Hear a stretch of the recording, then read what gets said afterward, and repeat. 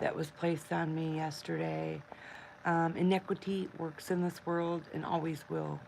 This is a fallen world we live in. Born into our flesh, Satan governs our fleshly desires. You have your father, the devil, and the lust of your flesh you will do.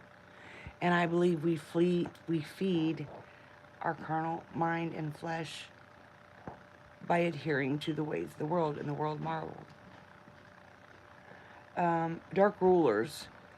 I think people that love the world, love not the world, love the Father is not in you, kind of by default are serving Satan. I know that's a hardcore truth, but that is the reality. If you love not the world or love the Father is not in you, that's in the Bible.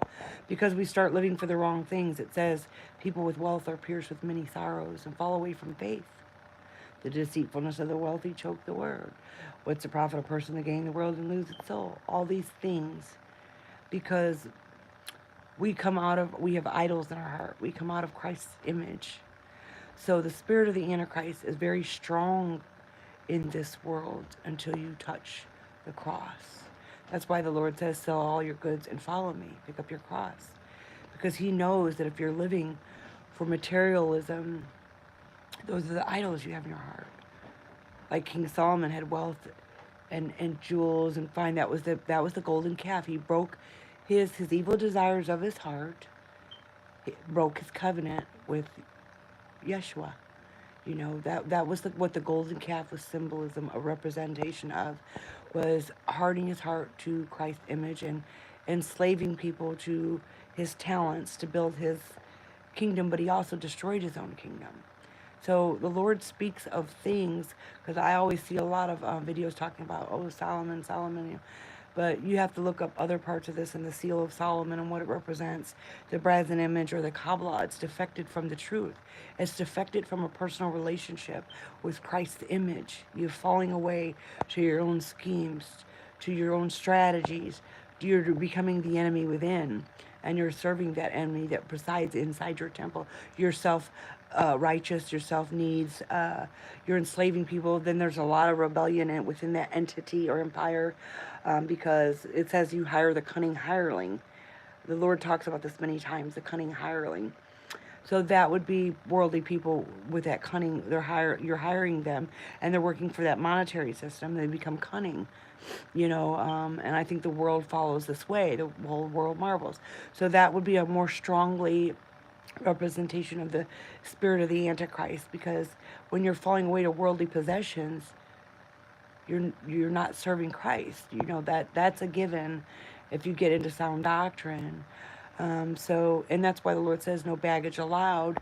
The riches of the wealthy are stored up for the righteous and meek. Let the dead bury their dead.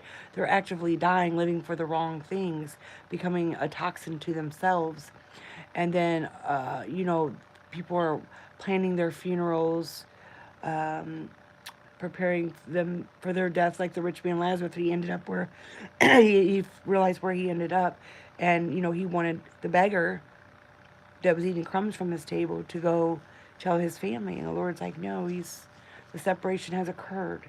He can't go over there. You've lived your life for your treasures here on earth. It says, store up not your treasures on earth, where moths and people can steal them. The more you have, make a show of things, people are going to want to come after those things. It's just, so I think the simplicities of life, I tell people all the time, are free. The best things in life are free.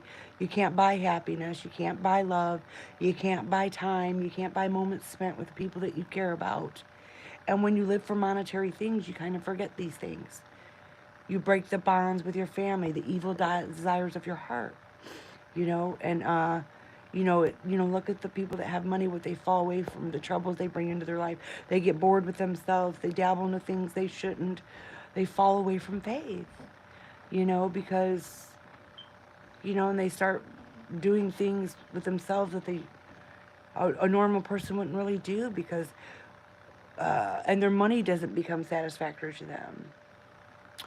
So that's why it says, it would be stored up for the righteous and meek, because they're not taking none of the stuff they've obtained with them. They're actively dying in their trespasses, you know, working themselves to death for things that have no value, have no meaning.